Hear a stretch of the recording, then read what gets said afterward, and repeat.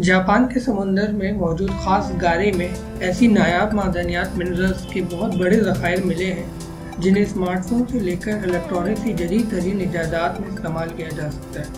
ये मादनी धातें इतनी बड़ी मिकदार में मौजूद है कि इससे पूरी दुनिया की ज़रूरियात को आसानी से पूरा किया जा सकता है, क्योंकि इसका इब्तिदाई तखमीना 1,60,00,000 टन लगाया गया है।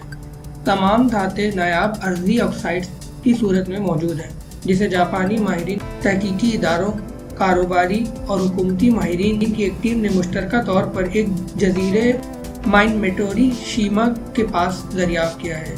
जदीद दुनिया का ये खजाना ज़ेरे समुंदराने हरारती चिमनियों के पास मिला है, जिन्हें थर्मल विंटर्स कहते हैं।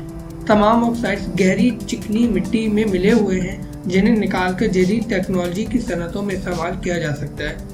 पानी के अंदर हरारती चिमनियों का ये इलाका इससे माला माल है और 2500 मुरब्बा किलोमीटर का इलाका इससे भरा हुआ है, जो जापान की कई बरसों की ज़रूरियात पूरी कर सकता है। इन्हीं मादनियात के बड़े ज़खायर चीन में मौजूद है और 2010 में चीन ने इसकी बरामद कम कर दी थी, जिससे इसकी कीमत 10 गुना बढ़ गई थी। इन धातों में आलमी तलब के लिहाज से 780 साल तक के लिए ड्यूटेरियम, 620 साल तक की यूरोपियम, 420 साल की ट्रियम और 730 बरस की डिस्प्रोसियम के ज़खायर मौजूद हैं।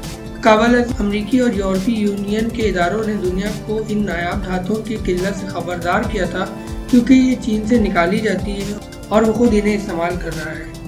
आलमी माहिरीन ने दरियाफ्त को जापान के लिए गेम चेंजर करार दिया है, जिससे बैटरी से लेकर छोटी मोटरें तक बनाई जाती हैं और इन्हें जदीद इलेक्ट्रॉनिक्स की जान कहा जाता है।